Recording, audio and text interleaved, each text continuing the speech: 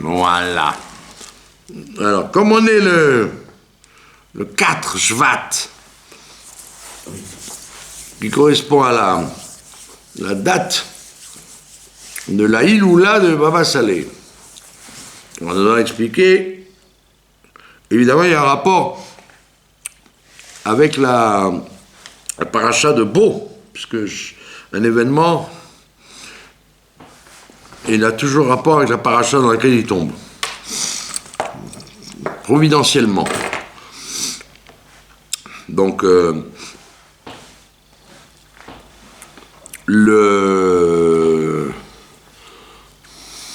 ça fait 42 ans que le Baba Salé est parti.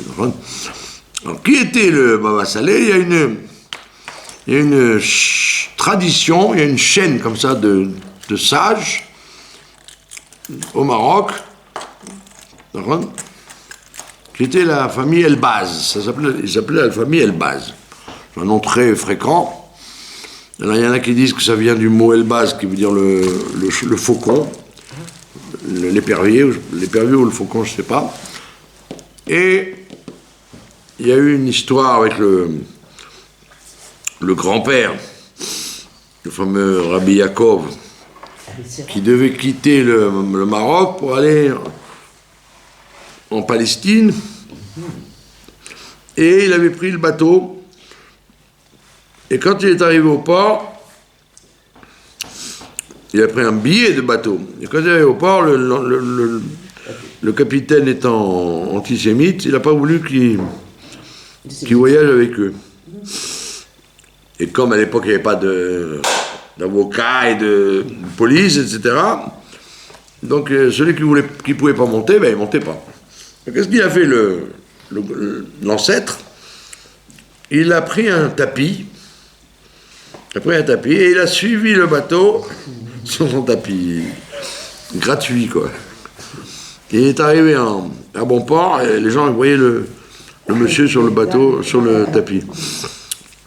Et un tapis, ça s'appelle Khatsira en arabe. Alors, ils l'ont appelé Abu Khatsira, le père du tapis. Et Elbaz, ouais. Donc ils ont changé ils ont pris un nouveau nom, quoi. Et bon, donc il avait un ancêtre illustre, ce fameux Rabbi Yaakov, qui a écrit beaucoup de livres. Et le Rabbi écrit des lettres au fils du Baba Salé, Rabbi Meir. Il lui dit: si tu peux me faire parvenir tous les livres de ton grand-père, parce que c'est Torah Emet. C'est fortiche. C'est pas toujours que le Rabbi a dit ça sur des livres. Torah Emet. Un enseignement de vérité. C'est-à-dire, c'est pas à tangent, c'est pas de l'à peu près, c'est pas du peut-être, c'est du Emet. Donc il a écrit beaucoup de livres qui ont été réimprimés bien comme il faut, avec des points et tout. Et le petit-fils donc de ce Rabbi Yaakov, c'était justement Israël. Baba Salé, son nom d'origine, c'était Salé, ça veut dire, c'est comme vous dites en yiddish, Schoulik. Schoulik, c'est Israël. Eh bien, Salé, c'est Israël. C'est la même chose. D'accord. Et en même temps, c'est un jeu de mots, parce que Sali, ça veut dire, en araméen, prier. Sali. Ah, on met de la prière. Là, c'est le Baba, le maître de la prière. Ça veut dire qu'il avait une capacité réelle, que Dieu écoute sa prière, quoi, parce que c'est pas tout le temps que quand on prie, on est répondu. Tout le monde sait ça. Parce qu'il y a toujours soit des anges accusateurs qui empêchent la tfila de monter et d'être répondu. Donc c'est un très grand mérite de pouvoir dire que ma prière est acceptée automatiquement.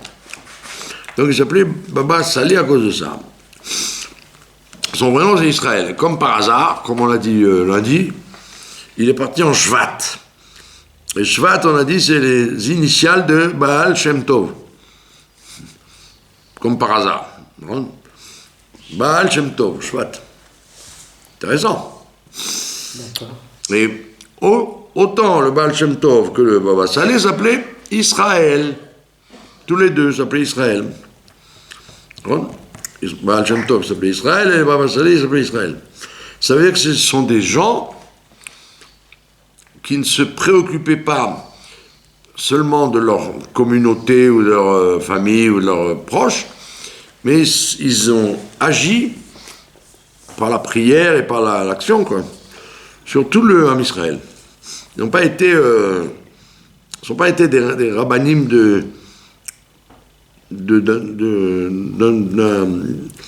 d'un milieu limité, quoi. D'accord? Et c'est pas pour rien que le Baba Saleh, quand il a fait son alia dans les années 50, il est plusieurs fois reparti. Tellement la situation était difficile ici. Au niveau de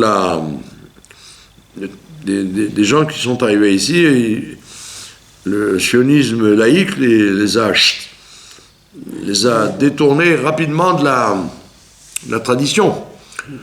En disant, la tradition c'était bien là-bas, en Galoute, la cacheroute, mais ici on a une nouvelle race de gens, quoi. On a fabriqué une nouvelle race de juifs, et donc même le Baba Saleh, il a eu du mal et il est reparti. Et une fois qu'il est revenu, le rabbi parce qu'il était en contact avec le rabbi Rayatz et avec le rabbi. Après la guerre avec le rabbi Rayatz et avec le rabbi, dans les années 50, et le rabbi lui dit, il faut que tu restes en Israël parce que tu protèges le Ham Israël par ta présence. Donc ne t'avise pas de partir.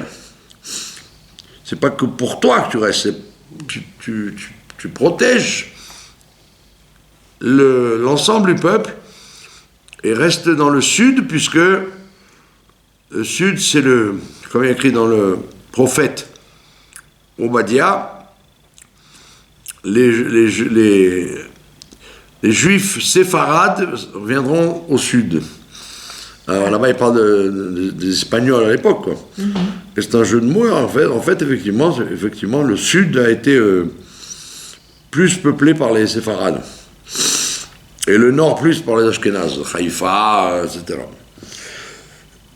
Donc il y avait un sujet de rester là-bas, dans le sud. Et il s'est installé dans une ville qui s'appelait Azata, pas loin de Aza, Ashkelon, Aza, etc. Et après il a vécu des années bon, il a beaucoup tourné, hein. Il était à Yavne, il était dans beaucoup de villes. Mais là-bas, il s'est installé à Azata, et il y avait des chassidim du Canada qui sont venus le voir, et ils ont dit, mais c'est quoi cette maison? C'est pas honorable pour lui. Donc ils lui ont construit en cachette une maison magnifique, avec un mikvé, en marbre et tout, une belle maison. Une fois que c'était fini, on dit, allez, ça y est, tu déménages. Donc ils l'ont amené à côté, il a dit, mais c'est quoi pourquoi j'ai quitté ma maison? Ben, il dit, parce que ça se fait pas que tu habites dans une maison à l'ancienne. Tu dois habiter une maison moderne avec tout le confort et le mikvé et tout ce qu'il faut. Et c'est donc des chassidim canadiens, les ashkénazim, quoi. Parce que les sfaradim, ils sont très gentils, mais ils n'ont pas tellement ouvert leur poche ni pour le Baba Saleh, ni pour personne. Que Dieu me pardonne. Et donc, le Baba Saleh s'est installé à Netivot. Netivot, c'est pas loin de Azata, mais c'est plus à l'est, plus vers le centre du pays. D'accord? Et il s'est installé à côté de la grande yeshiva, Yeshivat HaNegev du Rav Issachar Meir. Rav Issachar Meir, c'est un C'était un Allemand, un juif allemand, qui parlait beaucoup de langues, d'ailleurs, il parlait le français aussi. Et il a ouvert une yeshiva de centaines de bachorim séfarades. Encore une fois, un ashkénaze qui s'occupe des séfarades, comme d'habitude. Et il a là-bas, tous les enfants du Rav Ovadia Yosef, ils ont étudié là-bas. C'est une yeshiva extrêmement importante, quoi. Il y avait plus de 400 élèves. Et il était juste à côté du Baba Salé.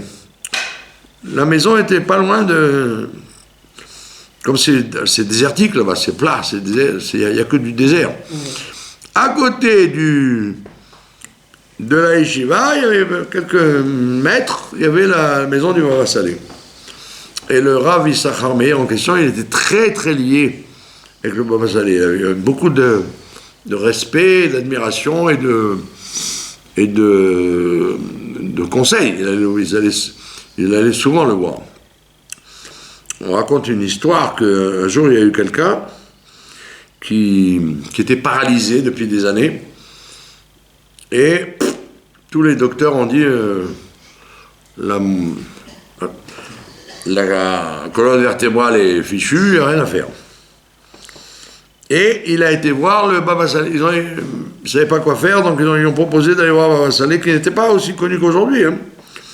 Il était surtout connu par les juifs du Maroc, du Tafilalet. Et donc il va voir Baba Salé lui donne une bracha, tu peux marcher, quoi. Alors les gens ils disent, qu'est-ce qu'il raconte celui-là? Tu peux marcher. Puis Tom, l'autre, il marche, il se lève, il commence à marcher. Et il va à la yeshiva du Rav Meir pour téléphoner à sa famille et au docteur qu'un miracle s'est produit. Baba Salé, entendant ça, que le miracle s'est produit tout de suite, sans attendre, que le Baba Salé lui-même est rentré dans la yeshiva pour voir le résultat, quoi. Et le Rav Yissachar Meir, il a fait un kavod, quel honneur tu nous fais de venir nous voir, etc. Et il a dit, je ne suis pas venu vous voir, je suis venu voir ce monsieur qui est au téléphone. Il y avait 5 minutes, il était encore sur chaise roulante depuis des années. Donc le Baba Salé, c'était un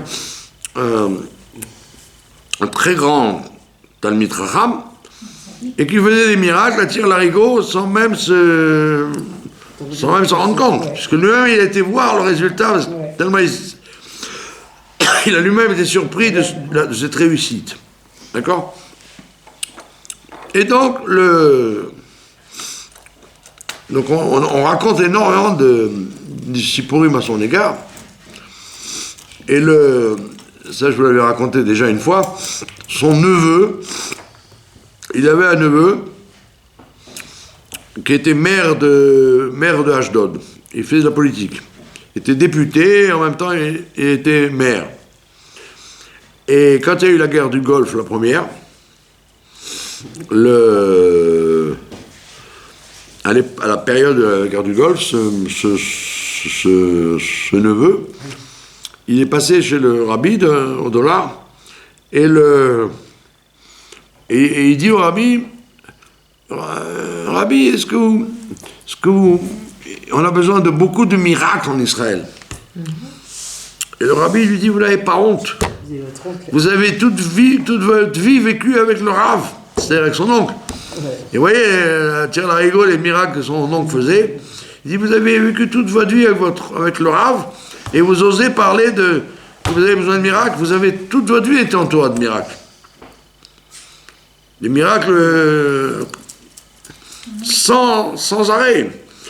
J'ai raconté à des gens quelqu'un m'avait dit qu'il avait été le voir et il avait une interdiction formelle de prendre de l'alcool, ce monsieur. Et il va voir le Baba Salé, il s'assoit à côté de lui, et le Baba Salé lui sert un verre de mahia comme ça, pas d'arak frelaté comme on vend ici, de la mahia, à base de date, c'est fait à base de date, c'est de l'alcool de date. La bourra. Non, c'est pas la bourra, c'est pas la bourra, c'est la figue. La bourra, c'est la figue, ouais. Un verre de machia, comme ça, fait maison, et il lui dit, bois. Et j'ai pas le droit de boire. Il dit, même une goutte, j'ai pas le droit de boire. Il dit, bois et tout. Le mec, il s'est forcé à boire un verre de machia, comme ça. Et il avait des gros problèmes. Et il a dit, tu prends sur toi, tu commences à faire comme il faut Shabbat et la cache-route, etc. Tous tes problèmes rentreront dans l'ordre. Et là, il m'a raconté, ce monsieur, il a bu, il était complètement dans le cirage, quoi. Il a dit, il est rentré à Tel Aviv en voiture, il a dit, par miracle, il n'y avait pas une voiture sur la route, parce qu'il roulait comme ça. Et je suis arrivé à la maison, j'ai eu, par miracle, pas une voiture sur la route, sinon j'aurais eu un accident fatal, quoi. Etc., etc., etc. Il y avait tous les combien de gens racontaient des centaines d'histoires. D'accord? Donc il s'appelait le Baba Sali, le maître de la prière, comme le Baal Shem Tov, Israël. Vous saviez, Sonia, que Shvat, c'est Raché Tevot? Non, pas du tout, Baal Shem Tov. Baal Shem Tov. Vous ne saviez pas, hein? Les gens, ils ne savent pas. C'est Baal Shem Tov comme le Baba Salé, Israël. D'accord? Et alors, les gens disaient, parce que moi, je connaissais beaucoup de gens qui étaient liés avec lui, et ils disaient que le Baba Salé devait rencontrer le Mashiach. Il devait avoir la chance d'être à la rencontre du Mashiach. Et, tac, en 84, il s'en va. Il a renoncé. Alors bon, les gens, ils arrangent les choses en disant, oui, il l'a vu, mais il n'a pas vu la Géoula. Ouais, ok. Il n'avait pas tellement parlé de le voir Stam. Quand il voulait dire voir, c'est-à-dire le rencontrer au Beth Amikdash, quoi. Et donc les gens disent qu'effectivement, il est parti en Kapara à cause de la guerre du Liban. Il y avait la guerre du Liban en 84 où il y avait une hécatombe de morts, des milliers de morts. Tous les jours, moi je me rappelle que j'avais fait mon alia. Vous alliez acheter un frigidaire. Est-ce que Yossi est là pour... Non, il est mort. Il a été tué là-haut dans le Liban. Est-ce que Yaakov est là? Non, il est mort. Il y avait sans arrêt, c'était catastrophique cette guerre du Liban. Et donc en 84, Tafshin Mem Dalet, qui sont des initiales inquiétantes. Tafshin Mem Dalet, ça veut dire Tashmad, tu vas détruire, tu vas exterminer. Donc c'était une année lourde, très lourde. Et donc il est parti, le 4 Shvat, alors, 1984 ça fait, d'accord? Tashdam. Et je vous avais raconté, ou pas, peu importe, que comme mon grand-père maternel a fait Teshuvah grâce à lui, parce que mon grand-père, il n'a jamais eu d'éducation juive, puisque son père a été assassiné, donc sa mère l'a éduqué toute seule, etc. Donc mon grand-père était secrétaire du major, du docteur de l'armée, quoi. Et il faisait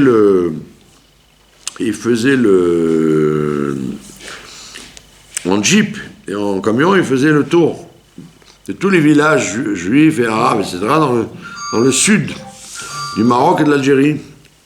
Il n'y avait pas ni hôpital, ni eau courante, c'était vraiment très dur.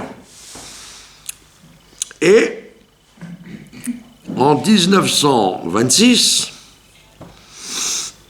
ma grand-mère maternelle donc, se marie avec mon grand-père maternel, et ma grand-mère était infirmière, et mon grand-père était le secrétaire du major.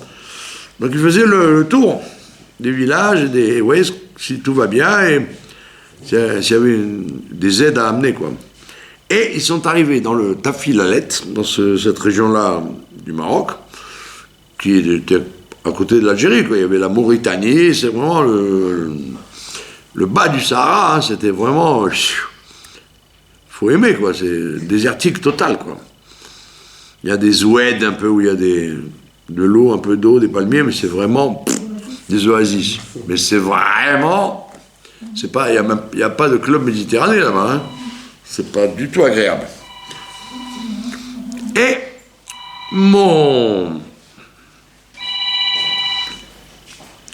le docteur, le major, il arrive là-bas, et puis on lui apprend qu'il y avait une femme qui devait accoucher. C'était la femme du Baba Saleh. Elle devait accoucher. Et l'accouchement se présentait très mal. Et donc, qu'est-ce qui s'est passé? Le docteur a dit il faut l'emmener à l'hôpital, mais ils ont refusé. Et le docteur a dit je vais faire l'accouchement. Et le Baba Saleh a refusé. Il y a quoi, un homme qui va s'occuper d'une femme, impossible. Ils ont négocié, ils n'ont voulu entendre, et c'est comme ma grand-mère était infirmière, elle a dit voilà, moi je vais m'occuper, le docteur va être dehors, me donner les consignes, et en plus ils ne parlaient pas le français du tout, eux. Donc ils ne comprenaient rien à ce que disait le docteur. Donc ma grand-mère, elle écoutait les injonctions du docteur, et c'est elle qui a fait l'accouchement. Et le petit enfant qui est né, c'était probablement Baba Meir. Ça correspond aux dates de Baba Meir, qui était le fils qu'il a perdu d'ailleurs, fils qui habitait à Ashdod. Ils ont la famille Abou Khatsera, toute la branche. Oui. Et c'est des familles. Le Rav Ginsburg, le Yitzhak, il s'est amusé à faire un truc très intéressant. Il fait la Ménorah, 7 branches de la Ménorah. Il dit les 7 branches de la Ménorah correspondent aux 7 courants qu'il y a dans le judaïsme. Alors il y a le courant de Séfarad, des Ashkénazes, des Chabad, des Chassidim polonais, et une des branches, c'est la branche de Abou Khatsera. C'est une branche spéciale, mais c'est une branche très rigoureuse. Et comme c'est une branche de la rigueur, ils ont eu beaucoup de malheurs, de catastrophes dans leur famille. Le frère aîné du Baba Saleh, il s'appelait David. Et celui de Naharia, il porte le nom de ce tonton-là. Et ce David en question, il a été pris en obus en tant qu'obus par les Arabes. Il a servi d'obus. Ils l'ont mis comme dans le canon et ils l'ont fait sauter en obus. Il a éclaté Donc ils ont eu des vies très très dures. Oui, c'est pas une mort tranquille, hein. Ouais. C'est son frère aîné. Donc il a eu son frère aîné qui est mort comme ça. Il a sauvé la communauté, je crois. Oh, oui, c'est ça. Et le Baba Saleh lui-même, donc il a eu son frère aîné qui est mort violemment, et son fils, qui était très important, ce Baba Meir était très reconnu, etc. Et le rabbi lui avait demandé une bracha pour avoir des enfants. À lui, à Baba Meir. Ouais, vous vous rendez compte? Parce que c'est une famille, comme on a dit tout à l'heure, c'est une famille qui sait prier. Donc leurs filotes, elles marchaient bien. Et on raconte que le rabbi a demandé au Baba Meir, à l'époque, mais longtemps, une bracha pour avoir des enfants. Et ce monsieur, Rabbi Baba Meir, il est mort. Du vivant de son père, donc c'est une catastrophe. D'accord? Et donc, ma grand-mère ayant fait naître ce garçon, ma grand-mère était la seule femme qui était assise à la table du Baba Saleh. Il n'y avait jamais de femme à table. Ça n'existait pas. Les femmes dans une autre pièce, les hommes dans une autre pièce. Pas de femmes et d'hommes dans la même salle. Que ce soit Shabbat, les fêtes, la semaine, ça n'existait pas. Et ma grand-mère, oui. Elle était assise à la table. Et donc mon grand-père, il avait une grande dette vis-à-vis de lui, c'est grâce à lui qu'il est rentré dans le judaïsme, comme. Sinon, il ne savait rien, le pauvre. D'accord? Et Bekitso, pourquoi je vous raconte ça? Parce que quand le Baba Salé, alors moi, quand j'ai vu mon alia, je m'étais promis d'aller le voir. Et, pour lui dire, je suis le petit-fils de Shlomo. Et vous savez comment c'est quand vous habitez dans un pays, vous dites plus tard, et souvent vous ne faites pas les choses. Le matin du Kachmat, mon ami Yitzhak Tanji, qui n'est plus de ce monde malheureusement, me téléphone et me dit, tu sais, Baba Saleh est parti. Je dis, waouh, quel cathare, j'ai pas pu le voir. Mais il faut absolument que j'aille à l'enterrement. Mais il m'a dit, pour aller à l'enterrement, c'est un cassement de tête, il y avait une neige. Il y avait entre 50 et 60 cm de neige. Une neige. Et de la neige dure en plus, pas de la neige fondante. Et il fallait aller jusqu'à l'Etivot. Et lui, il avait une voiture, une 4L. Vous savez, les 4L à l'époque, il avait dit, vous ouvrez la porte comme ça, vous vous rappelez comment c'était? Alors, je vais dire, il faut qu'on y aille, j'ai pas le choix, il faut que j'y aille. Sur la neige, une 4L. Je n'ai pas pu aller le voir, il faut absolument que j'aille à l'enterrement. Je suis... Là, donc on part avec la neige, avec les essuie-glaces qui ne marchaient même pas, on gelait dans la voiture. Parce que vous connaissez la 4L, il n'y a pas ça n'existe pas, l'air conditionné, rien du tout. Si vous voulez de l'air, vous ouvrez la fenêtre. Il faisait un froid de canard. Et on roulait comme des fous, parce que si tu roules trop, hyper dangereux. Quoi. C'est dangereux. Hyper dangereux. D'ailleurs, ce jour-là, il y a eu 10 morts sur la route d'accident. On arrive là-bas, donc on part très tôt, et l'enterrement avait lieu à midi. On arrive là-bas, moi je me dis, bon, on va pouvoir être à l'enterrement. On arrive là-bas, une esplanade bourrée de monde, il y avait au moins 500 000 personnes. Il y avait toutes les chivot, chassidiques, sfaradiques, ashkénazes, les laïcs, les traditionalistes, les séfarades, ouais, tout qui vous voulez. C'était bourré de monde, avec des autobus et des voitures. Je me suis dit, waouh! Et l'ambulance avec le corps était à l'entrée du cimetière.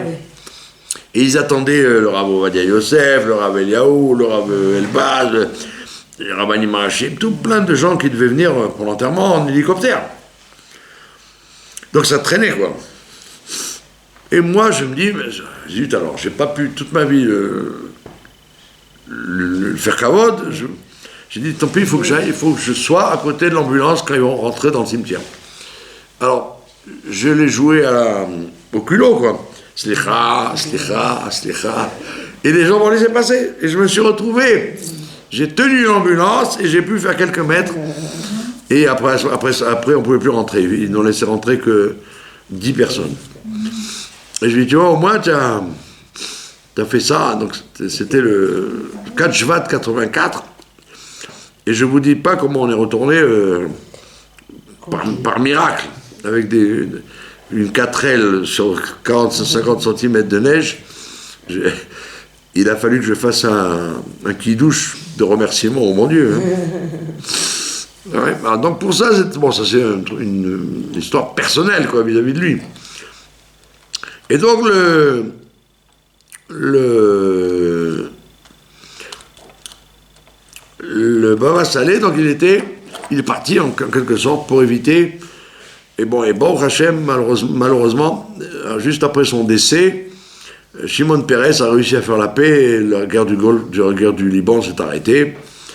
Que je vous dis, il y a eu 4000 morts. C'était pendant de 82 à 84.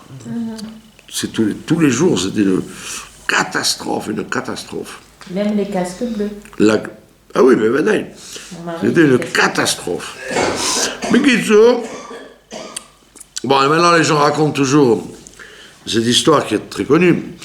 Le Baba Saleh, il avait une bouteille d'huile et qui était enfermée dans un papier kraft. Donc on voyait jamais. On voyait jamais combien il y avait. Et c'est une bouteille qui se terminait jamais. C'est ça.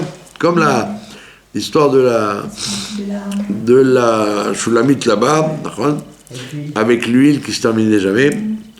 Et c'est le même phénomène que chez le rabbi, il y avait la même chose. Il y avait le rabbi, il avait une bouteille de vin.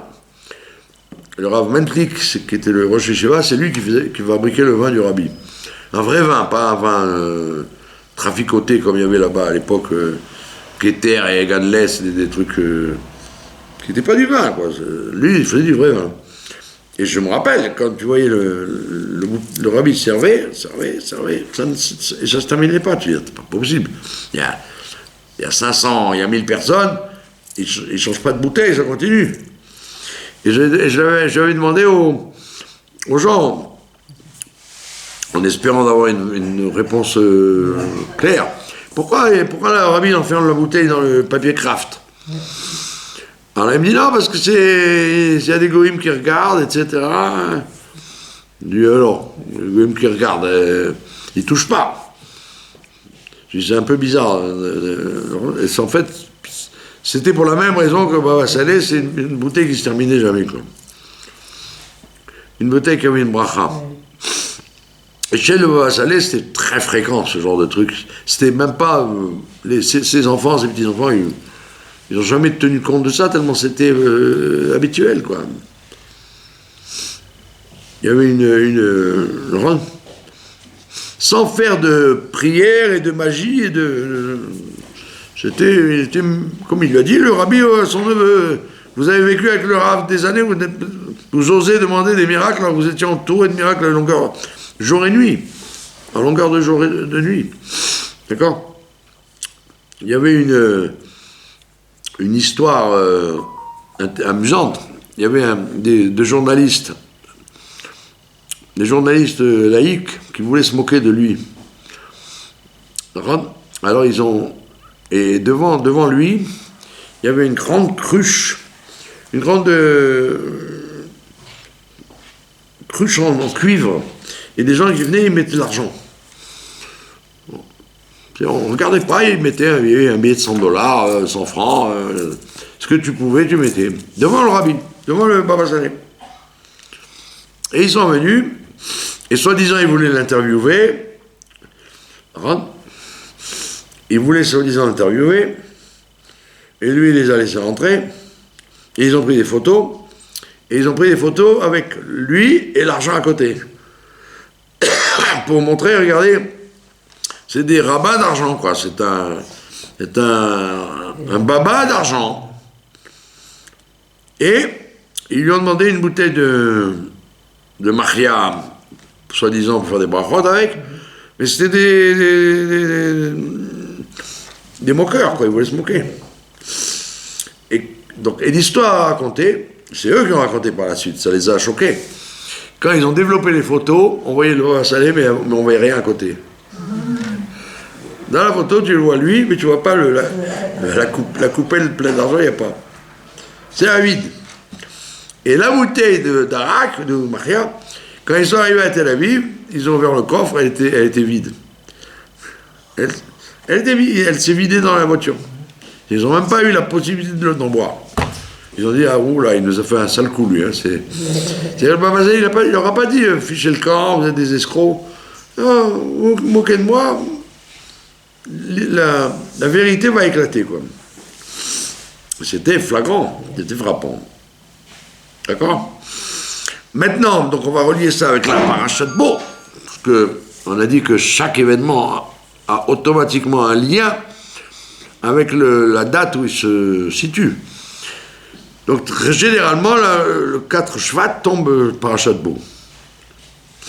Alors dans parashat Bo, vous avez un phénomène assez spécial, c'est que Dieu il dit,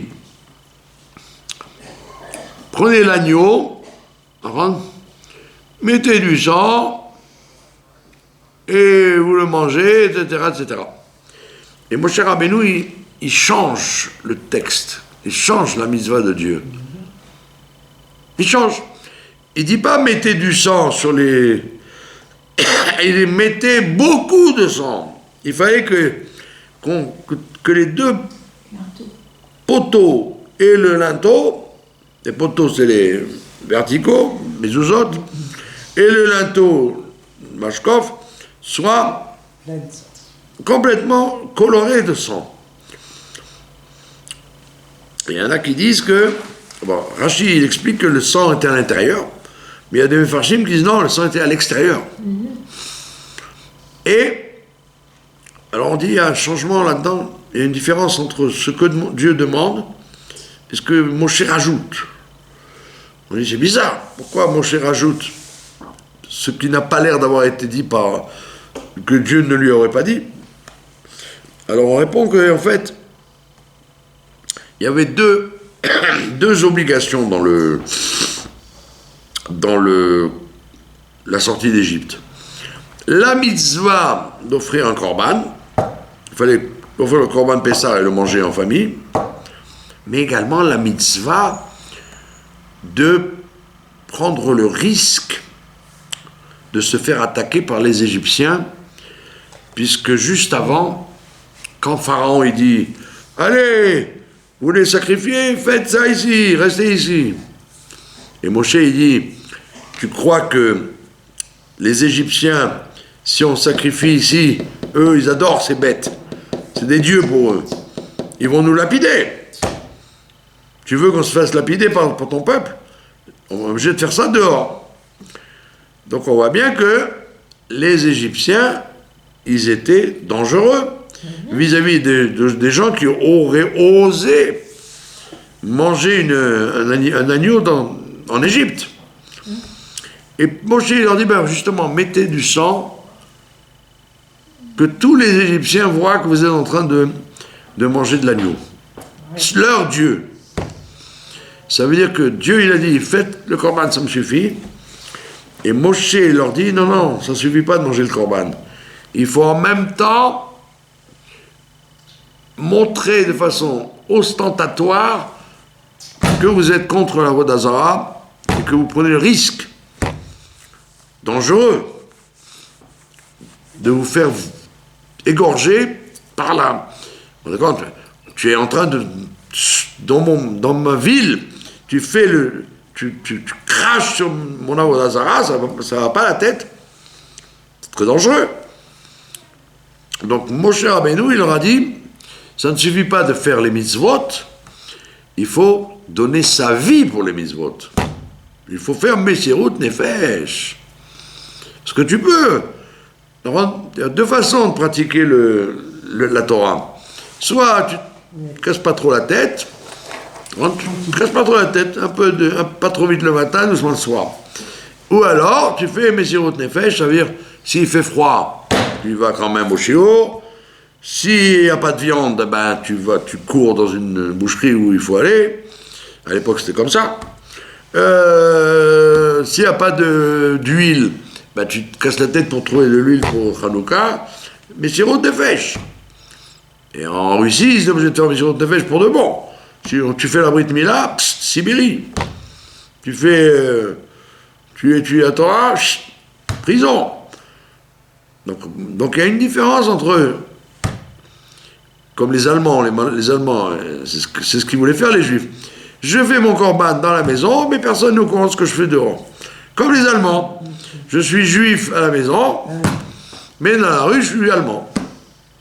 C'était toute la guerre de l'émancipation, contre laquelle a été obligé de se battre le Rav Shimshon Raphaël Hirsch. Il y avait cette formule, juif à la maison et allemand dans la rue. Et il y avait beaucoup en France de gens comme ça. Bon, si vous vous rappelez dans les années 70 et compagnie, moi j'ai connu plein de gens. Ils mangeaient cachère à la maison et dehors ils mangeaient pas cachère. Alors ils faisaient le kidouche, mais le Shabbat, on ne voyait pas qu'ils étaient à la synagogue, etc. Ça veut dire qu'il y avait un sujet de faire ce qu'il faut, mais pas de façon provocante. Même s'il y a rien, même si ça ne provoque rien du tout, parce que très souvent les goïms, ils acceptent que vous ayez votre mode de vie. Voilà, j'ai une famille là qui veut faire son alia. Ils m'ont raconté, je l'ai dit ça l'autre fois, ils m'ont raconté que le bâtiment où ils habitent, ils ont changé les portes. Et ben, ils ont mis donc un système électronique. Et comme eux, ils sont dans la maison très aimés par la maison, tous les locataires ont accepté qu'il y ait une clé. Ah oui, une clé en plus. Il y a une clé. C'est-à-dire que eux, ils ont la clé, ils n'ont pas besoin du système électronique pour entrer chez eux. Donc c'est-à-dire que tous les goïms de l'immeuble, ils ne sont pas antisémites, voilà, ils ont dit, pour faire plaisir à ces gens-là, mettons une clé. C'est vachement dangereux quand il n'y a que le système électrique. Pardon ? Je trouve que c'est vachement dangereux quand il n'y a que le système électrique. Et voilà, c'est ça en plus. Problème, Donc le Corban Pessah, tu le manges à la maison pour te fermer, oui. Donc les Égyptiens, personne n'est au courant. Non, Moshe dit, il faut mettre du sang autour, comme ça les gens disent, c'est quoi ça?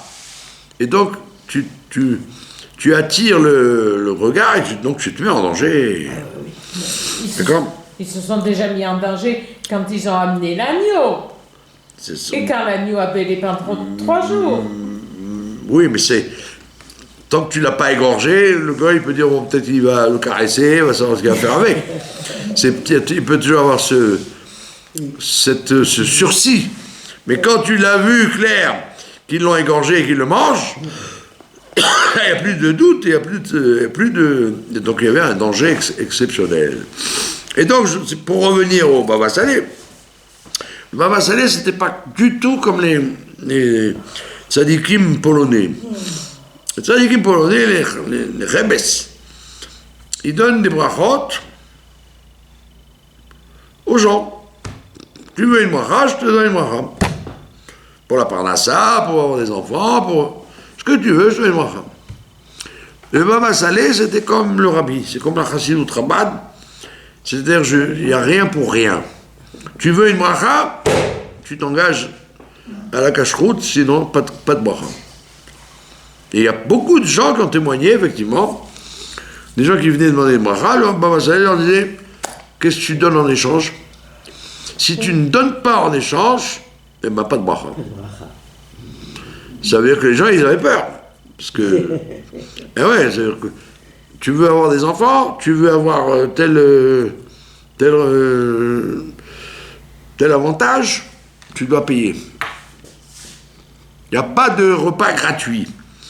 Tu veux, par là ça, ferme le magasin Shabbat. Parce que la plupart des gens qui venaient, les gens, ils adorent demander des brachot aux tzadikim, mais ils n'ont pas du tout envie de payer le prix, quoi. Ils voudraient, voilà, des brachot à la polonaise. Des brachot du tzadik et c'est point final. Moi, je me rappelle, je vous ai raconté ça 300 fois, que j'étais chez le Rabbi Tzikel à Anvers, avec le Rav Frankfurter. Rabbi Tzikel à Anvers, c'est un personnage hyper impressionnant. Hein. Moi, j'ai pas eu peur du Rabbi quand je suis rentré dans les Chidut, mais quand je l'ai vu à lui, j'étais comme ça. Hein. Et on était loin en plus. Il faisait très très peur. Et donc on demandait des brachot, il te donnait une bracha. Alors il te donnait dans un petit sac une gousse d'ail avec un sucre. Vous avez compris? La gousse d'ail, parce que l'ail en hébreu ça se dit choum. Oui. Choum ça veut dire quelque chose. Donc c'est la richesse et en même temps douce. Donc il donnait à ça, et je me rappelle, il m'a jamais dit fais ça ou fais ça en échange. Donc c'était très spécifique dans les chassidoutes paulines de donner des brachot aux gens comme ils demandent. Tu veux par ça, tu veux, je te veux. Alors que Baba Salé, c'est pas du tout comme ça. Et les gens, ils étaient très déçus, parce qu'ils voulaient très souvent une bracha, parce qu'on leur disait, va voir Baba Salé, tu vas voir, ça marche et tout. Mais dès qu'ils arrivaient là-bas, le Baba Saleh leur a dit, hop, hop, hop, hop, hop. Qu'est-ce que tu veux? Qu'est-ce que tu donnes en échange? Ah, je sais pas, tu donnes pas, tu n'as pas de bracha. Prends sur toi, tu t'engages. Et des trucs durs, hein. Shabbat, filin, pureté familiale ou kashrut, des trucs que les gens n'avaient pas l'intention de faire. Et chez Baba Saleh, ça n'existait pas. Comme j'ai dit tout à l'heure, c'était la ligne de la Gvora, c'était la rigueur. Il y avait beaucoup de chesed chez Baba Saleh, des tables à en plus finir avec des, comme vous ce soir, jusqu'à demain soir, vous allez à Netivot, des stands entiers de nourriture, de boissons gratuits et tout, et même des steaks et des trucs d'agneau et tout, hein, pas des petits canapés, hein, de la nourriture à gogo. Donc même chez lui, il y avait des tables énormes avec la machia coulée à flot et toutes les salades marocaines. Vous sortiez de là-bas, vous pouviez jeûner pendant 3 jours. Hein. Lui ne mangeait rien, mais il offrait beaucoup. Mais, en ce qui concerne l'exigence des mitzvot, il était impitoyable. Et les gens disaient, Baba Saleh, c'était pas du tout un baba qui fait des brachot comme ça, tire le rigot. C'était un pédagogue. D'accord? C'est pas pour rien qu'il était ami avec le rabbi, de très près, quoi. Mais il n'a pas été à Brunois pendant 6 mois? Il allait à Brunois, oui, très souvent. Et il mangeait là-bas, évidemment. Je ne veux pas dire du mal, mais quand il y a eu l'histoire le rabbi a lancé la campagne d'allumage des bougies pour les petites filles, ça a fait une grande histoire dans le monde. Les séfarades, ils ont dit non, il n'est pas question, etc. Et le Rav Ovadia, que Dieu repose son âme, il s'est battu contre ça. Et le Baba Saleh, il a écrit une lettre qui est publiée dans les Koutei Sichot, où il dit clairement, il répond au Ovadia une lettre cinglante. Il dit, il n'est pas bon que le vol de la mouche empêche le vol de l'aigle. Oh. Et tout le monde avait compris, quoi. Il n'est pas bien que le vol de la mouche empêche le vol de l'aigle. D'ailleurs, tous les gens lui ont reproché. Comment écoutes-tu ce jeune rabbin Ashkenaz qui est plus jeune que toi et tu l'écoutes alors qu'il habite en Amérique? Il était plus jeune que le Baba Saleh, le rabbi. Et il lui répond, reste en Israël et il écoute. Tu n'écoutes pas les séfarades, tu écoutes ce rabbin Ashkenaz de New York. D'accord? C'est comme le Rav Kadouri, c'est ça, il y a les petits-enfants de Baba Saleh qui sont au travail. Bien sûr. Dans le monde de la Torah, il y a des gens qui connaissent le Rav Eliaou, le Rav Baba Saleh, le Rav Kadouri, il était hyper rabbi, tous ces gens-là. D'accord? Et donc voilà un peu le résumé. Donc les gens qui veulent respecter sa mémoire, justement, tu veux, comme j'ai dit tout à l'heure, il s'appelait Israël comme le Baal Shem Tov, tu veux, au lieu de pèleriner, d'exiger des brachot, fais Torah et mitzvot mieux que tu ne le fais, parce que c'est ce qu'il dit Moshe. Oui. Ça ne suffit pas d'offrir le Korban Pessah. Tu dois faire Messirut Nefesh, tu dois donner ta vie pour la Torah. Tu dois montrer au monde que tu respectes la Torah.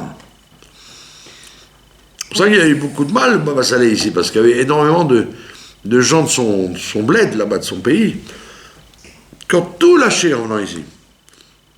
Shabbat, cigarette, ils mangeaient taref, c'était fini, quoi. Pour eux, c'était ça la Géoula. Il tenait, il dit ça y est, c'est la Géoula, maintenant qu'est-ce que tu veux?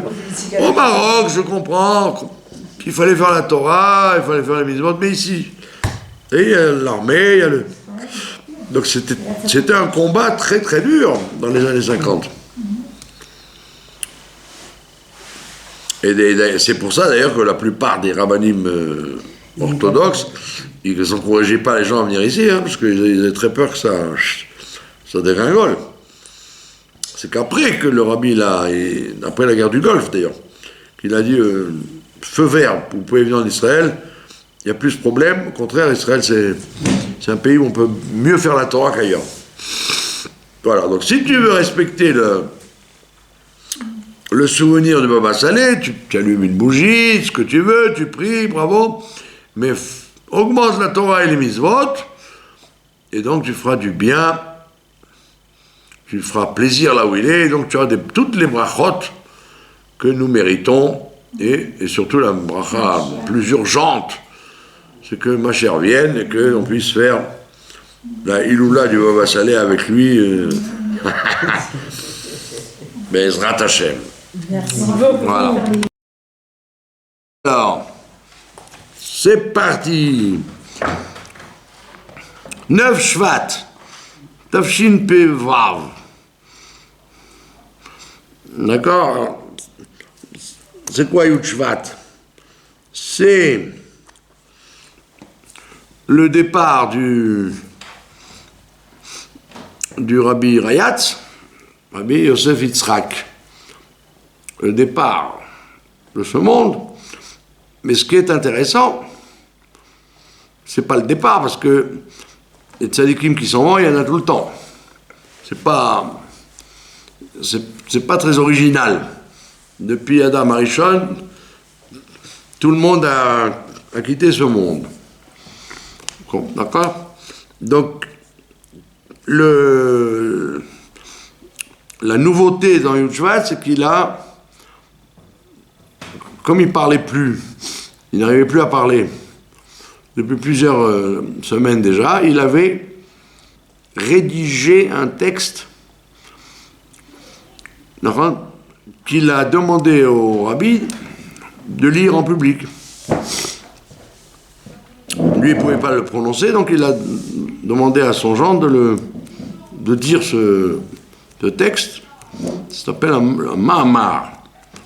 C'est un discours, et en fait, ce discours est en quelque sorte la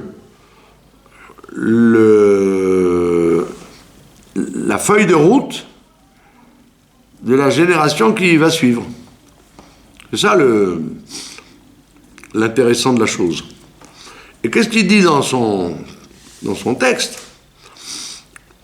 Alors il fait une comparaison intéressante entre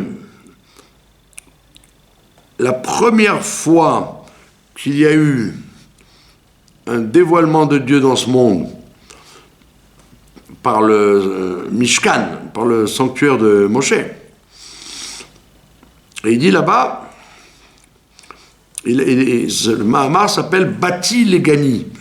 Je suis venu dans mon jardin. Et le Midrash, il dit, je suis venu dans mon jardin, ne lis pas seulement mon jardin, mais lis l'Ignouni. L'Ignouni, c'est-à-dire un endroit privilégié où le roi, il passe ses vacances, il se repose, etc. Et le Midrash, il dit, c'était le jardin de Dieu, c'était le monde matériel dans lequel nous vivons, et qui était où l'essentiel de la présence divine se voyait. Bati le Gani, c'est l'endroit où la présence divine se voyait. Alors il dit, c'était quand? C'était au temps d'Adam Arishon, tout simplement. Quand Adam Arishon a été créé, il était dans le Gan Eden qui était sur place. C'était pas un Gan Eden spirituel comme aujourd'hui. C'était un Gan Eden physique. Et la Gemara, elle donne d'ailleurs un truc amusant, elle dit 48, quand tu es à Jérusalem, 48 degrés vers l'est, tu arrives au Gan Eden. C'est-à-dire c'est un endroit physique. Donc il est très possible que des soldats ou des bédouins ou ce que je sais moi, des individus soient passés par là-bas, ils ne s'en sont même pas rendus compte. qu'ils ont traversé ils sont rentrés dans le Gan Eden physique. Et dans ce Gan Eden physique, Adam Arishon, il était bien, et Dieu régnait avec lui dans toute sa splendeur. Et malheureusement, comme d'habitude, Monsieur Adam a fait le zouave, et il a tout loupé. Donc il s'est fait jeter comme un malpropre, avec ses valises, et sa femme et ses enfants, le samedi soir. Et donc le Midrash, il dit, donc la présence de Dieu, c'est sauver, c'est retirer de ce monde matériel dans lequel on est à un premier ciel. Et il dit après, avec les fautes de Caïn, du déluge, de la tour de Babel, de Sdom, etc., il y a eu sept retraits, tac, tac, tac, tac. Au fur et à mesure, la Shrina s'est de plus en plus retirée, et parallèlement, il y a eu 7 tzadikim qui l'ont fait redescendre. Donc Abraham, il a fait redescendre du 7e au 6e, Yitzhak du 6e au 5e, Yaakov du 5e au 4e, après Lévi, c'est-à-dire le responsable du service de Dieu, quoi. Il a fait descendre du 4e au 3e, Kehat, son fils, Amram, et le 7e, c'était Moshe. Et lui, Moshe, il a fait carrément dans la réalité existentielle par le Mishkan physique où Dieu s'est révélé. Donc il a fallu 7 générations qui réparent les 7 retraits de la Shrina. Donc c'est ce que le Raya s'explique. Donc il dit maintenant, le 7e est toujours plus cher. Comme Shabbat, c'est le 7e jour. Le chiffre 7, c'est un chiffre de plénitude. Et il dit Kol Ashviyin Chavivin, tous les 7e sont chers. Ça veut dire qu'il nous prépare à la suite du Mahamar où il dit qu'effectivement, de la même façon qu'au début de l'histoire, ce phénomène s'est passé, à la fin de l'histoire, ce phénomène se reproduit. Et il dit, donc vous êtes la 7e génération à qui je donne ce texte. Et donc votre mission, et c'est pas comme dans Mission Impossible, si vous voulez, vous acceptez, sinon non. Non, même si vous ne voulez pas, votre mission, c'est de faire descendre la Shrina du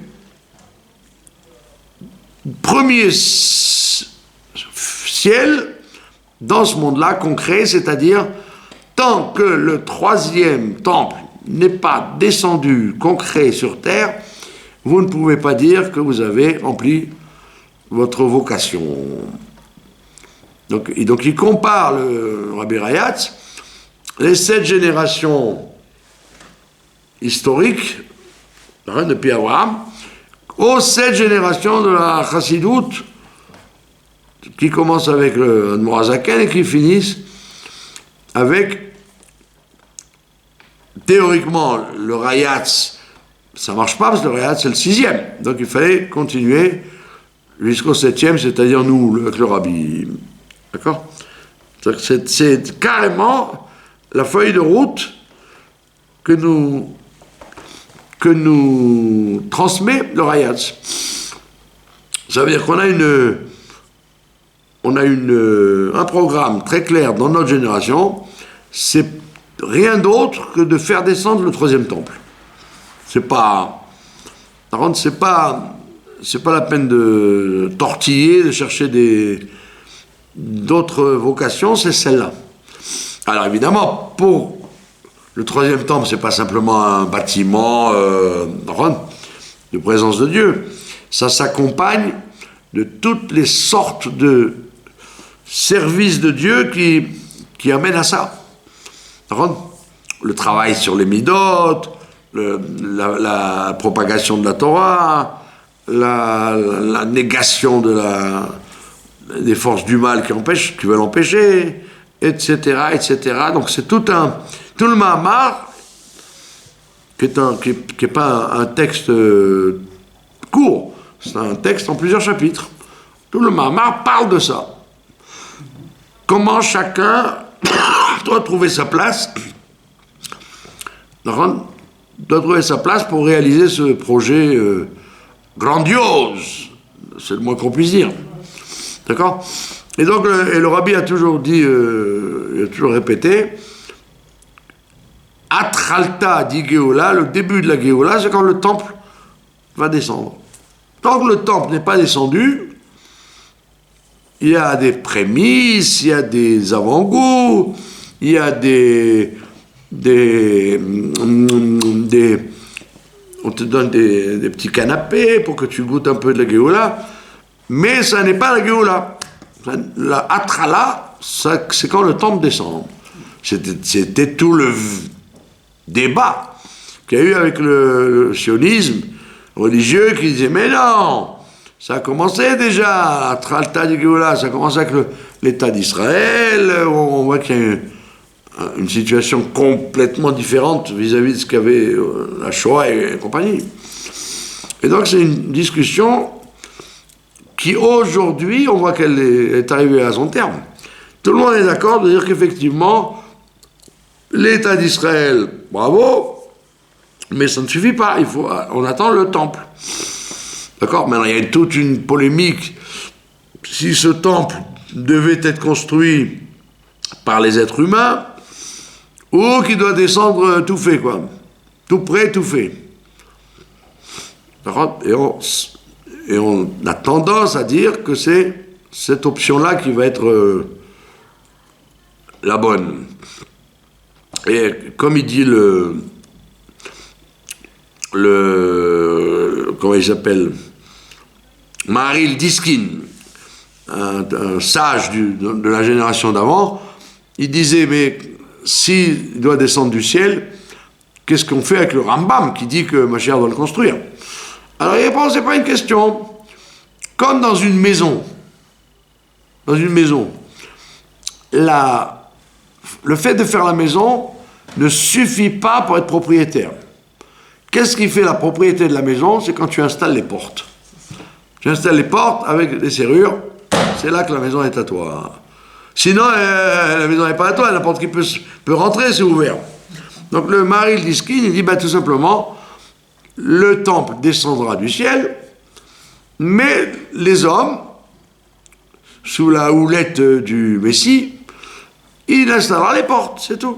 Donc on aura en même temps réalisé, comme le Rambam, que l'homme doit faire, et en même temps, comme Rashi, que le temple descend tout seul. Ça, on marie les deux composantes. Et donc le Rayatz, Yud Shvat, c'est ça. Yud Shvat, c'est le jour anniversaire où le Am Israël est convoqué, invité, imposé de faire descendre la Shrina dans ce monde-là. Ça veut dire pas comme les gens y croient. Les gens ils disent le rabbi c'est le Mashiach, mais comment ça se fait ? C'est pas le rabbi est le Mashiach parce qu'il est le 7e d'une dynastie. C'est pas qu'il est arrivé coucou, c'est moi, personne ne me connaît, j'arrive, je vous délivre. Non, il y a tout un processus comme Abraham Avinu, comme Moshe Rabbeinu quand il s'est présenté, il n'a pas dit coucou. Je suis le Goël. Ils ont dit qui tu es, Bichlal ? Il a dit je suis le descendant spirituel d'Abraham, Israël, Jacob, Lévi, Kéat, Amram, mon père et moi. Donc je suis la fin d'une dynastie.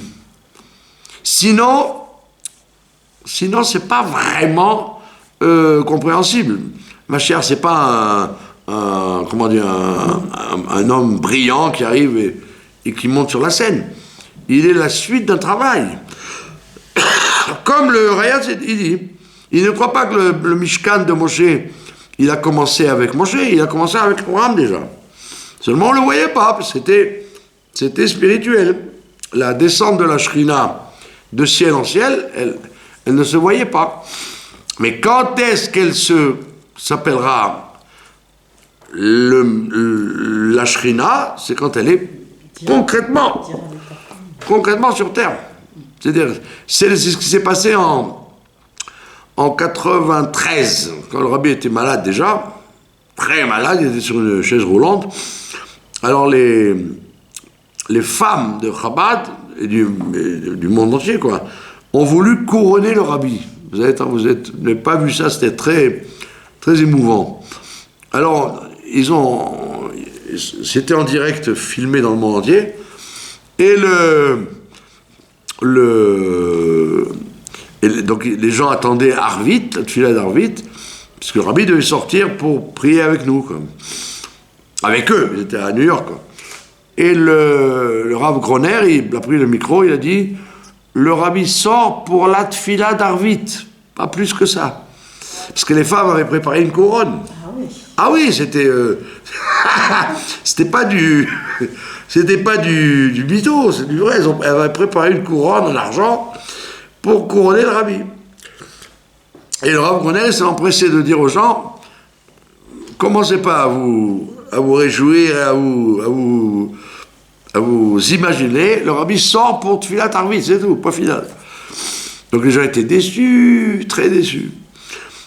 Et les gens, moi j'ai dit, mais écoutez, soyez un peu sérieux.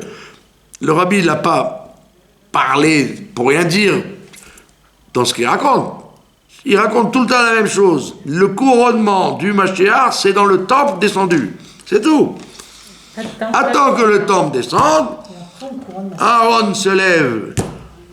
Aaron, il commence le travail de Kohen Gadol. Le Mashiach, il va dans le temple et on sonne les trompettes et on lui met la couronne, voilà. Mais tant qu'il n'y a pas de temple, ne commence pas. C'est joli la couronne, les femmes elles étaient déçues, et tout le monde était déçu, et tout le monde, Madame Torza et tout le monde, ils avaient préparé des tambourins pour comme à la mer Rouge, comme les femmes à la mer Rouge. Donc il y avait toute une euphorie, une effervescence. Et Bassov, le Rav Groner, il a dit clair, le rabbi sort pour Arvit, c'est tout. N'allez pas chercher midi à 14h. D'accord? Donc c'est vrai, c'est éprouvant, pénible, fatigant, mais tu peux pas inventer le spectacle. Le spectacle, c'est Beth Amikdash concret. Point final. Et donc, tant que le Beth Amikdash concret n'est pas descendu, le Mahamar de Bati de Gani, il continue à s'appliquer. C'est là-bas que le Rayat, s'il parle de Itkafia, de retenir les forces du mal et de transformer le mal en bien, etc. Il y a tout un programme qui, en quelques lignes, chaque fois qu'il te parle en quelques lignes, c'est beaucoup, beaucoup de travail. Beaucoup de travail. Maintenant, il y a un bug dans tout ça, comme d'habitude. C'est que dès que le temps est venu d'un événement heureux, automatiquement, le diable, avec ses cornes, il se frotte les pattes en disant « Ha ha ha, vous vous réjouissez d'un événement heureux qui va arriver, je vais mettre tout en branle pour que ça soit retardé et même voire annulé. » Mais donc le rabbi, il dit dans les années 50, il dit classique, il dit c'est évident, le Beth Amikdash, il n'y en a pas. C'est quoi le Beth Amikdash d'aujourd'hui? C'est les synagogues, c'est les maisons d'études, et surtout, la maison familiale. la maison familiale, papa, maman, les enfants. C'est ça, le Beth Amikdash en miniature, c'est le nombre de petits sanctuaires qui vont être construits par chacun. Et il dit le rabbi, eh ben voilà, puisque notre vocation c'est de faire le grand Beth Amikdash, eh ben le Satan, le diable, il est venu et il va commencer à provoquer une hécatombe de divorce. Et ça n'a pas coupé, comme on dit, en 50. En Amérique, c'était la grande mode. Après, l'Europe a suivi, bien évidemment. Et après, évidemment, ici aussi, où nous sommes, Baruch Hashem, très haut placés dans la liste que certaines villes d'Israël considèrent qu'il y a plus de divorces dans la ville que de mariages. C'est terrible. Il y a des cas où on est arrivé à plus de 50 dans le sens... Donc on voit bien que le programme du Bati Legani, il est formidable, mais l'autre côté fait son travail pour empêcher ça. Alors vous allez dire quoi? C'est quoi l'autre côté? Ben, l'autre côté, c'est le Yetzer Hara de chacun.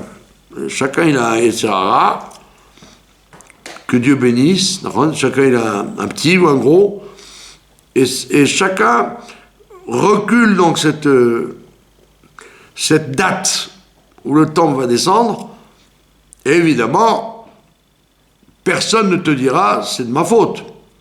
Tout le monde va dire c'est la gauche, la Cour suprême, les laïcs, les trucs. Mais on te dit non, Coco, nous sommes dans le même bateau, donc vérifie-toi en quoi tu détruis le temple tous les jours. Tu l'empêches d'être construit en tous les cas. D'accord? Et donc il faut dire, alors, si tu n'es pas capable d'amener ta pierre au temple pour le construire, au moins je t'en supplie, ne jette pas une pierre qui était déjà installée. C'est-à-dire, ne participe pas du recul. Si tu ne peux pas participer de l'avant, c'est dur d'être constructif et d'être travailler sur son mauvais caractère et avancer, faire du bien, c'est dur d'être positif. Si tu n'es pas capable d'être positif, au moins reste au lit et ne fais pas de mal. Ne détruis pas. Ne casse pas les pieds à ta voisine, et ne casse pas les pieds à ton conjoint. Et c'est un travail en soi déjà. Les gens ils disent ah je peux pas faire du bien, je peux pas faire du positif. Ben, très bien, tu peux pas faire du positif, mais ne fais pas de négatif. Reste au lit. Tu sais quoi, reste au lit. Dès que tu sors dans la rue, tu fais des dégâts. Alors reste au lit. Mais oui, quand je reste au lit, j'avance pas le Mashiach. Oui, tu l'avances parce que tu fais pas ce que le bateau raconte que j'ai acheté ma place, j'ai ma cabine et avec une pioche, allez, je donne des coups dans la coque et l'eau pénètre. Et le capitaine dit mais vous êtes fou. Toi je suis fou, j'ai payé ma place, laissez-moi tranquille. Mais le bateau coule avec vous. Mais non, il coule pas, c'est ma place que je... C'est ce que le Midrash dit. Les gens ils disent, il a acheté sa place, donc il fait un trou dans sa place. Mais il dit, mais tout le bateau il coule, c'est pas... Ta place, elle est pas... Toi tu veux jouer la personne humble. Oh, je ne m'occupe que de mes affaires, je ne fais du mal qu'à moi-même. Pas du tout. Tu fais du mal à tout le monde. La preuve, c'est que le bateau va couler. Même si tu as payé ta place. Et le Midrash, il est très, très, très imagé. Il te dit qu'en fait, chacun s'imagine que quand dans son coin il fait du mal, ça n'a de conséquences que sur lui-même et son entourage. Et le Midrash n'est pas du tout. Tu influes sur l'humanité entière, sans t'en rendre compte. Et c'est pourquoi le moins pire, c'est que, au moins, si tu ne prends pas la pioche, dors dans ta cabine et laisse le bateau rouler tout seul. c'est déjà un acquis, d'accord? C'était l'histoire du Rabbi Maharash, qu'il avait un chassid qui avait tout lâché. Un chassid qui a tout lâché. Pourtant, il était attaché à la communauté. Le Maharash, il dit, oui, qu'est-ce qui est devenu? Alors les chassidim, ils n'ont pas osé lui dire, et après, ils lui ont avoué qu'effectivement, il a changé de crèmerie, comme on dit. Il a quitté le judaïsme. Et ils ont dit, ben, vous avez contact avec lui? Et j'ai dit, oui, on est en contact. Alors il a dit, fréquentez-le. Il a dit, mais non, il fait toutes les avérotes aujourd'hui, il s'en fiche. Alors il a dit, fréquentez-le quand même. Si vous arrivez à ce que dans une journée, il fasse 9 avérotes au lieu de 10, eh ben c'est déjà un grand acquis. Tu peux l'empêcher de faire une mauvaise chose? Compliment. Bravo. D'accord? Ça veut dire que le Bati Legani, il dit, bon, tu dois faire ça, et ça, et ça, et ça, et ça, et ça. Mais évidemment, le Rayat, il ne va pas dire, le Satan va commencer son travail. C'est à toi de comprendre que dès que un programme positif est en route, les forces du mal vont tout faire pour que ça ne marche pas. Vous voyez bien, aujourd'hui, avec la guerre d'Amalek, on avait si bien commencé la destruction du Hamas à Gaza, et puis maintenant ça patauge. Comme par hasard, ça patauge, comme avec Shaoul, avec Amalek, etc. Chaque fois, il fallait s'y attendre, ça patauge. Donc c'est pour ça que Yud Shvat, c'est un nouveau monde qui commence. On te dit, bon, on n'a pas réussi à finir, c'est pas qu'on a raté, c'est pas Chas v'Shalom, c'est pas qu'on revient en arrière. On ne revient pas en arrière, les choses avancent. Mais au lieu d'avancer à une allure normale, eh ben il y a des turbulences dans l'atmosphère, et l'avion est obligé de freiner, de faire des arrêts d'escale à Athènes, et de remplir le kérosène à Munich. C'est pas qu'on n'avance pas, on avance. Mais au lieu que ça mette une journée, ça met 10 journées. Et alors c'est pour ça qu'il y a des gens qui se découragent. Ils se disent, mais attends, mais jusqu'à quand? Jusqu'à quand on va me parler de faire descendre le Beth Amikdash quand je ne vois pas le bout, je n'en vois pas le bout. D'accord? Attends, pas le bout. Alors, dans ton coin, comme tu peux, eh ben, fais avancer le travail. Alors, c'est parti. 9 Shvat, Tafshin Pe Vav. D'accord? C'est quoi Yud Shvat? C'est le départ du Rabbi Rayatz, Rabbi Yosef Yitzhak. Le départ de ce monde. Mais ce qui est intéressant, c'est pas le départ, parce que les tzadikim qui s'en vont, il y en a tout le temps. C'est pas très original. Depuis Adam Arishon, tout le monde a quitté ce monde. D'accord? Donc, la nouveauté dans Yud Shvat, c'est qu'il a, comme il parlait plus, il n'arrivait plus à parler, depuis plusieurs semaines déjà, il avait rédigé un texte qu'il a demandé au rabbi de lire en public. Lui, il ne pouvait pas le prononcer, donc il a demandé à son gendre de dire ce texte. Ça s'appelle un Mahamar. C'est un discours, et en fait, ce discours est en quelque sorte la feuille de route de la génération qui va suivre.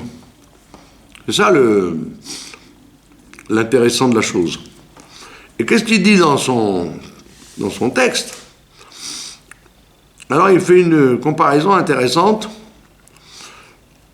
entre la première fois qu'il y a eu un dévoilement de Dieu dans ce monde par le Mishkan, par le sanctuaire de Moshe. Et il dit là-bas, le Mahamar s'appelle Bati Legani. Je suis venu dans mon jardin. Et le Midrash, il dit, je suis venu dans mon jardin, ne lis pas seulement mon jardin, mais lis l'Ignouni. L'Ignouni, c'est-à-dire un endroit privilégié où le roi, il passe ses vacances, il se repose, etc. Et le Midrash, il dit, c'était le jardin de Dieu, c'était le monde matériel dans lequel nous vivons, et qui était où l'essentiel de la présence divine se voyait. Bati Legani, c'est l'endroit où la présence divine se voyait. Alors il dit, c'était quand? C'était au temps d'Adam Arishon, tout simplement. Quand Adam Arishon a été créé, il était dans le Gan Eden qui était sur place. C'était pas un Gan Eden spirituel comme aujourd'hui. C'était un Gan Eden physique. Et la Gemara, elle donne d'ailleurs un truc amusant. Elle dit 48, quand tu es à Jérusalem, 48 degrés vers l'est, tu arrives au Gan Eden. C'est-à-dire c'est un endroit physique. Donc il est très possible que des soldats ou des bédouins ou ce que je sais moi, des individus soient passés par là-bas, ils ne s'en sont même pas rendus compte qu'ils ont traversé sont rentrés dans le Gan Eden physique. Et dans ce Gan Eden physique, Adam Arishon, il était bien, et Dieu régnait avec lui dans toute sa splendeur. Et malheureusement, comme d'habitude, Monsieur Adam a fait le zouave et il a tout loupé. Donc il s'est fait jeter comme un malpropre avec ses valises, et sa femme et ses enfants, le samedi soir. Et donc le Midrash, il dit, donc la présence de Dieu, c'est sauver, c'est retirer de ce monde matériel dans lequel on est à un premier ciel. Et il dit après, avec les fautes de Caïn, du déluge, de la tour de Babel, de Sdom, etc., il y a eu sept retraits, tac, tac, tac, tac. Au fur et à mesure, la Shrina s'est de plus en plus retirée, et parallèlement, il y a eu 7 tzadikim qui l'ont fait redescendre. Donc Abraham, il a fait redescendre du 7e au 6e, Yitzhak du 6e au 5e, Yaakov du 5e au 4e, après Lévi, c'est-à-dire le responsable du service de Dieu, quoi. Il a fait descendre du 4e au 3e, Kehat, son fils, Amram, et le 7e, c'était Moshe. Et lui, Moshe, il a fait carrément dans la réalité existentielle par le Mishkan physique où Dieu s'est révélé. Donc il a fallu 7 générations qui réparent les 7 retraits de la Shrina. Donc c'est ce que le Raya s'explique. Donc il dit maintenant, le 7e est toujours plus cher. Comme Shabbat, c'est le 7e jour. Le chiffre 7, c'est un chiffre de plénitude.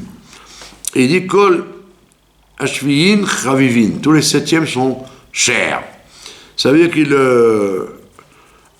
il nous prépare à la suite du Mahamar où il dit qu'effectivement, de la même façon qu'au début de l'histoire, ce phénomène s'est passé, à la fin de l'histoire, ce phénomène se reproduit. Et il dit, nous, donc vous êtes la 7e génération à qui je donne ce texte.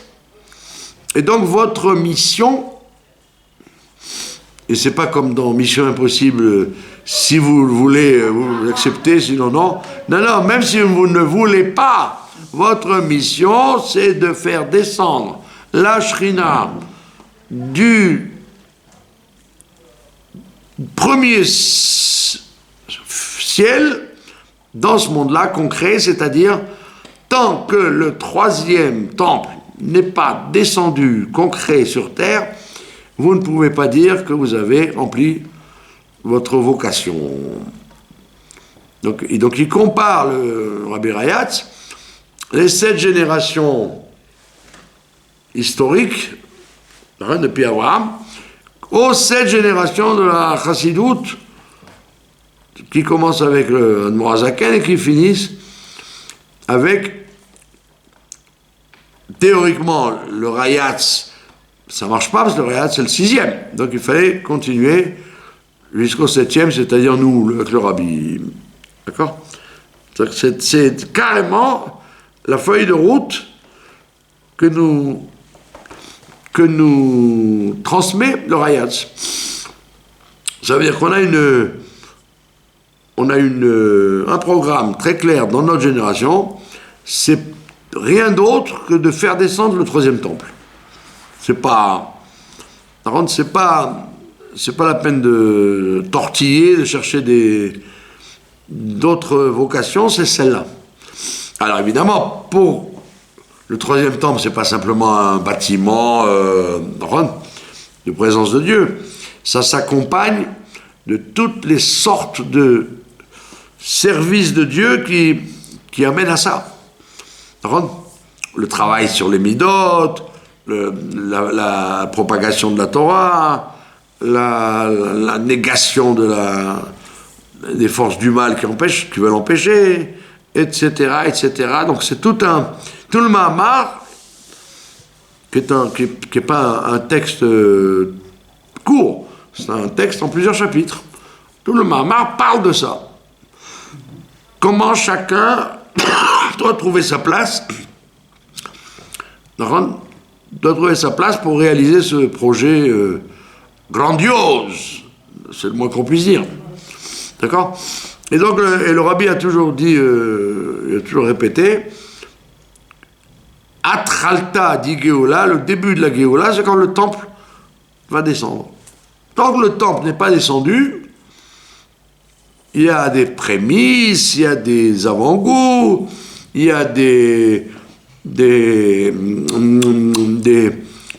on te donne des petits canapés pour que tu goûtes un peu de la Géoula, mais ça n'est pas la Géoula. La Atrala, c'est quand le temple descend. C'était tout le débat qu'il y a eu avec le sionisme religieux qui disait mais non, ça a commencé déjà, Atralta di Géoula, ça a commencé avec l'État d'Israël, on voit qu'il y a une situation complètement différente vis-à-vis de ce qu'avait la Shoah et compagnie. Et donc c'est une discussion qui aujourd'hui, on voit qu'elle est arrivée à son terme. Tout le monde est d'accord de dire qu'effectivement, l'État d'Israël, bravo, mais ça ne suffit pas, on attend le temple. D'accord ? Maintenant, il y a toute une polémique.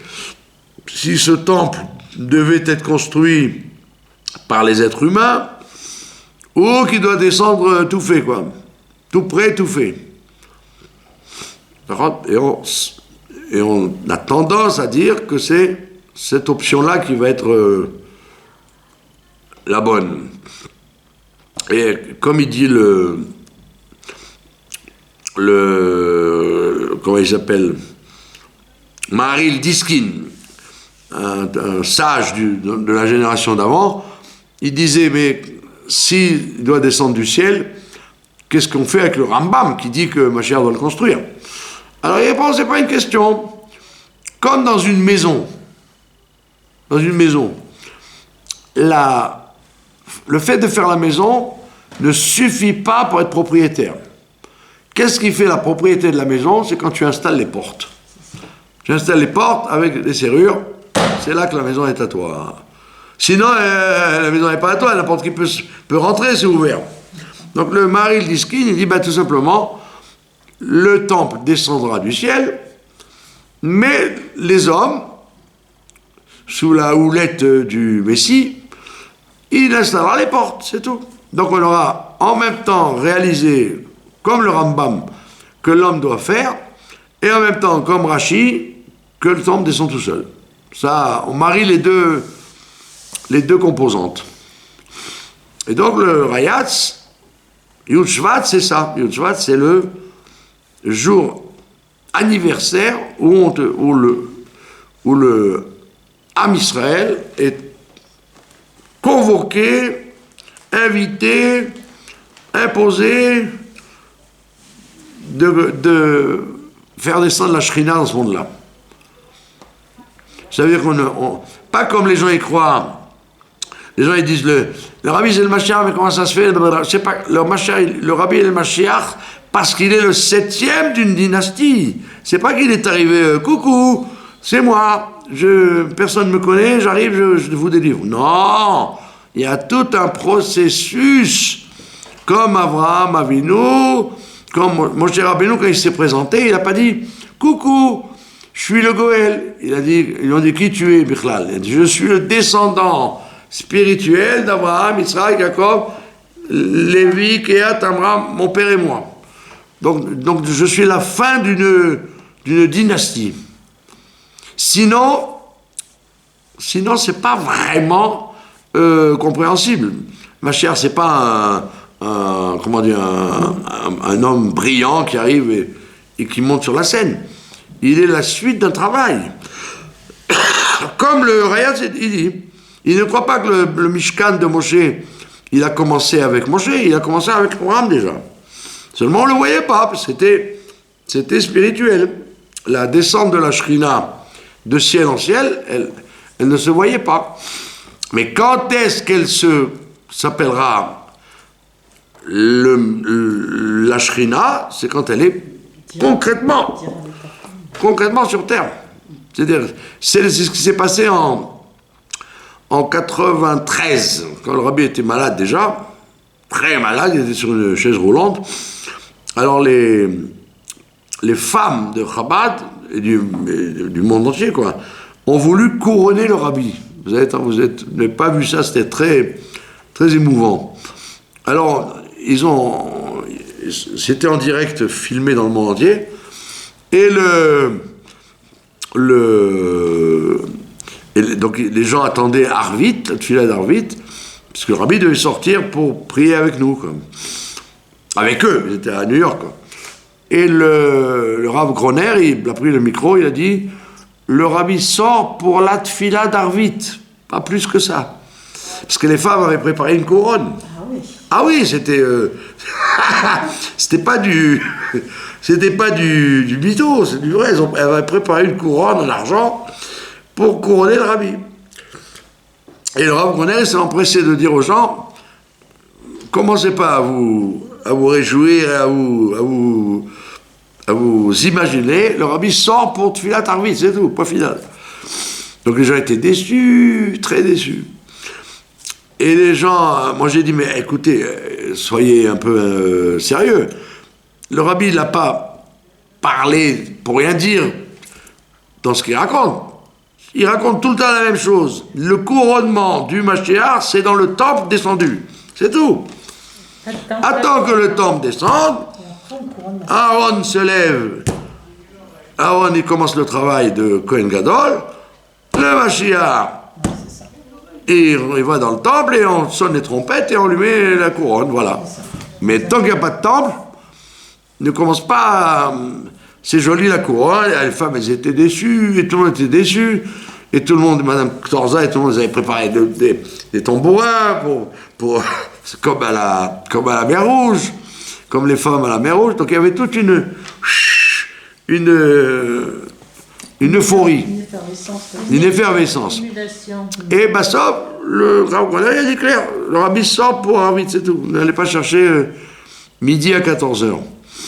D'accord? Donc c'est vrai, c'est éprouvant, pénible, fatigant, mais tu peux pas inventer le spectacle. Le spectacle, c'est Beth Amikdash concret. Point final. Et donc, tant que le Beth Amikdash concret n'est pas descendu, le Mahamar de Bati de Gani, il continue à s'appliquer. C'est là-bas que le Rayas, il parle de Itkafia, de retenir les forces du mal et de transformer le mal en bien, etc. Il y a tout un programme qui est en quelques lignes. Chaque fois qu'il te parle en quelques lignes, c'est beaucoup, beaucoup de travail. Beaucoup de travail. Maintenant, il y a un bug dans tout ça, comme d'habitude. C'est que dès que le temps est venu d'un événement heureux, automatiquement, le diable, avec ses cornes, il se frotte les pattes en disant « Ha ha ha, vous vous réjouissez d'un événement heureux qui va arriver, je vais mettre tout en branle pour que ça soit retardé et même voire annulé. » Mais donc le rabbi, il dit en 50, dans les années 50, il dit classique, il dit c'est évident, le Beth Amikdash, il n'y en a pas. C'est quoi le Beth Amikdash d'aujourd'hui? C'est les synagogues, c'est les maisons d'études, et surtout, la maison familiale. La maison familiale, papa, maman, les enfants. C'est ça, le Beth Amikdash en miniature. C'est le nombre de petits sanctuaires qui vont être construits par chacun. Et il dit le rabbi, voilà, puisque notre vocation c'est de faire le grand Beth Amikdash, le Satan, le diable, il est venu et il va commencer à provoquer une hécatombe de divorce. Et ça n'a pas coupé, comme on dit, en 50. En Amérique, c'était la grande mode.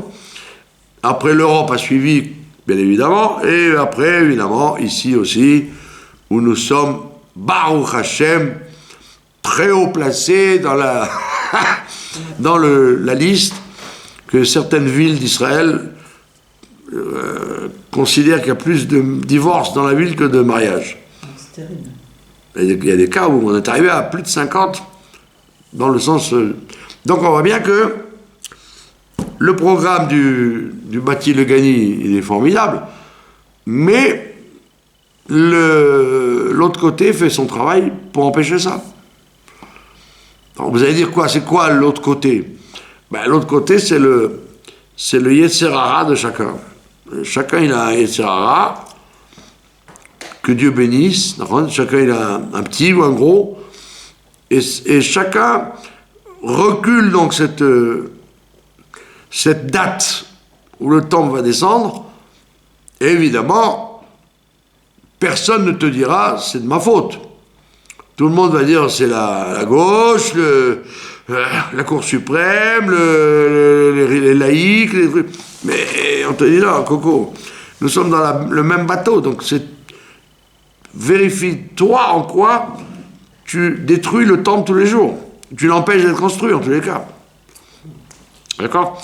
Et donc il faut dire, alors, si tu n'es pas capable d'amener ta pierre au temple pour le construire, au moins je t'en supplie, ne jette pas une pierre qui était déjà installée. C'est-à-dire, ne participe pas du recul. Si tu ne peux pas participer de l'avant, c'est dur d'être constructif et d'être travailler sur son mauvais caractère et avancer, faire du bien. C'est dur d'être positif. Si tu n'es pas capable d'être positif, reste au lit et ne fais pas de mal. Ne détruis pas. Ne casse pas les pieds à ta voisine et ne casse pas les pieds à ton conjoint. Et c'est un travail en soi déjà. Les gens ils disent « Ah, je ne peux pas faire du bien, je ne peux pas faire du positif. » Très bien. Tu ne peux pas faire du positif, mais ne fais pas de négatif. Reste au lit. Tu sais quoi? Reste au lit. Dès que tu sors dans la rue, tu fais des dégâts. Alors reste au lit. Mais oui, quand je reste au lit, j'avance pas le Mashiach. Oui, tu l'avances parce que tu fais pas ce que le bateau raconte que j'ai acheté ma place, j'ai ma cabine et avec une pioche, allez, je donne des coups dans la coque et l'eau pénètre. Et le capitaine dit, mais vous êtes fou. Toi, je suis fou, j'ai payé ma place, laissez-moi tranquille. Mais le bateau coule avec vous. Mais non, il coule pas, c'est ma place que je... C'est ce que le Midrash dit. Les gens ils disent, il a acheté sa place, donc il fait un trou dans sa place. Mais il dit, mais tout le bateau il coule, c'est pas... Ta place, elle est pas... Toi, tu veux jouer la personne humble. Oh, je ne m'occupe que de mes affaires, je ne fais du mal qu'à moi-même. Pas du tout. Tu fais du mal à tout le monde. La preuve, c'est que le bateau va couler. Même si tu as payé ta place. Et le Midrash, il est très, très, très imagé. Il te dit qu'en fait, chacun s'imagine que quand dans son coin il fait du mal, ça n'a de conséquences que sur lui-même et son entourage. Et le Midrash n'est pas du tout. Tu influes sur l'humanité entière, sans t'en rendre compte. Et c'est pourquoi le moins pire, c'est que, au moins, si ne prends pas la pioche, dors dans ta cabine et laisse le bateau rouler tout seul. C'est déjà un acquis, d'accord? C'était l'histoire du Rabbi Maharash, qu'il avait un chassid qui avait tout lâché. Un chassid qui a tout lâché. Et pourtant, il était attaché à la communauté. Le Maharash dit, oui, qu'est-ce qui est devenu? Alors les chassidim, ils n'ont pas osé lui dire, et après ils lui ont avoué qu'effectivement il a changé de crèmerie, comme on dit. Il a quitté le judaïsme. Et ils ont dit, ben, vous avez contact avec lui? Et j'ai dit, oui, on est en contact. Alors il a dit, fréquentez-le. Il a dit, mais non, il fait toutes les avérotes aujourd'hui, il s'en fiche. Alors il a dit, fréquentez-le quand même. Si vous arrivez à ce que dans une journée, il fasse 9 avérotes au lieu de 10, eh ben c'est déjà un grand acquis. Tu peux l'empêcher de faire une mauvaise chose? Compliment. Bravo. D'accord? Ça veut dire que le bâti les gagné, il dit, bon, tu dois faire ça, et ça, et ça, et ça, et ça, et ça. Mais évidemment, le Rayat, il ne va pas dire... le Satan va commencer son travail. C'est à toi de comprendre que dès que un programme positif est en route, les forces du mal vont tout faire pour que ça ne marche pas. Et bien aujourd'hui avec la guerre d'Amalek, on avait si bien commencé la destruction du Hamas à Gaza, et puis maintenant ça patauge. Comme par hasard, ça patauge, comme avec Shaoul, avec Amalek, etc. Chaque fois, il fallait s'y attendre, ça patauge. Donc c'est pour ça que Yud Shvat, c'est un nouveau monde qui commence. On te dit, bon, on n'a pas réussi à finir, c'est pas qu'on a raté, c'est pas Chas v'Shalom, c'est pas qu'on revient en arrière. On ne revient pas en arrière, les choses avancent. Mais au lieu d'avancer à une allure normale, eh ben, il y a des turbulences dans l'atmosphère et l'avion est obligé de freiner, de faire des arrêts d'escale à Athènes et de remplir le kérosène à Munich. C'est pas qu'on n'avance pas, on avance. Mais au lieu que ça mette une journée, ça met 10 journées. Et alors, c'est pour ça qu'il y a des gens qui se découragent. Ils se disent, mais attends, mais jusqu'à quand? Jusqu'à quand même parler de faire descendre le Beth Amikdash quand je ne vois pas le bout. Je n'en vois pas le bout. D'accord? Attends, pas le bout. Alors, dans ton coin, comme tu peux, eh ben, fais avancer le travail.